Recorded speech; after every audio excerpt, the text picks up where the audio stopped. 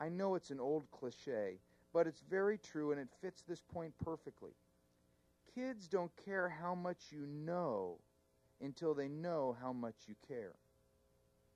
So remember, discernment races to relationships before relevance.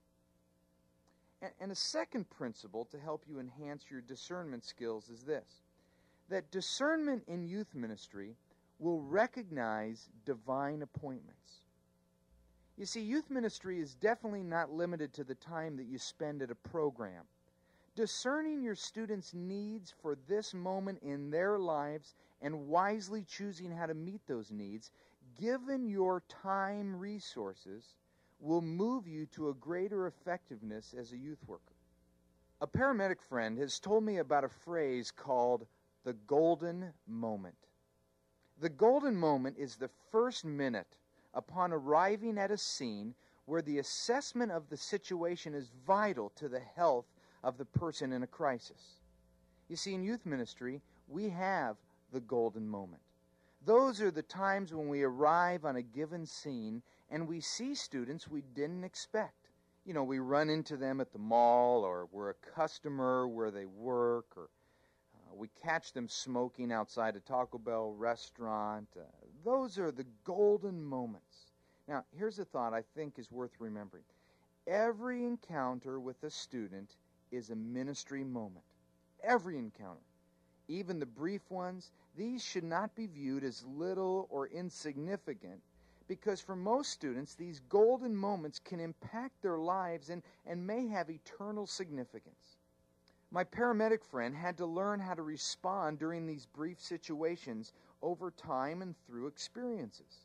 You see, the key word there is experience. The more he was in situations, the more his reactions became natural.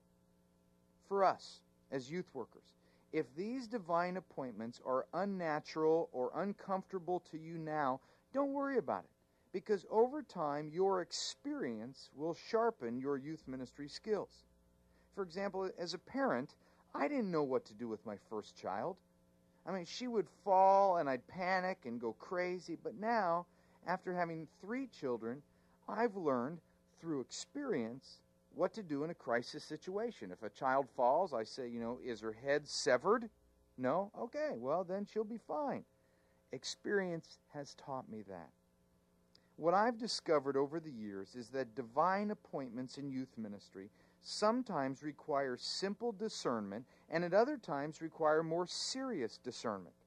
Let me give you an example of what I mean by simple discernment. When I encounter a divine appointment, no matter how brief, I can respond with a look, a touch, and a word. Okay, a look would be where I look them in the eyes and I smile, that nonverbal communication. A touch is where I extend a hand or I give them a hug or a high five, something like that. And a word, something brief, man, it was great to run into you. I'm just seeing you today makes my day. That's simple discernment. The simple discernment says this: don't pass up this opportunity to look a student in the eye and value him or her. Greet them in some physical way and discern quickly what to say that will be kind and affirming. A look, a touch, and a word. Now, unfortunately, all divine appointments are not that simple. Some divine appointments are serious, and they need a deeper response from us as youth workers. With the simple, we can react, look, touch, word. But with the serious or the deeper issues, we need to discern a stronger response. For example, you might run into a student and say something as simple as this: "Hey, how's it going?" And then he goes deep on you. He says, well, my dad is having an affair, and my mom is deeply depressed, and it's breaking our family apart, and I'm having suicidal thoughts. And he says all that, and you're standing there thinking to yourself, man, all I did was say hi. I'm not sure I really need to know everything.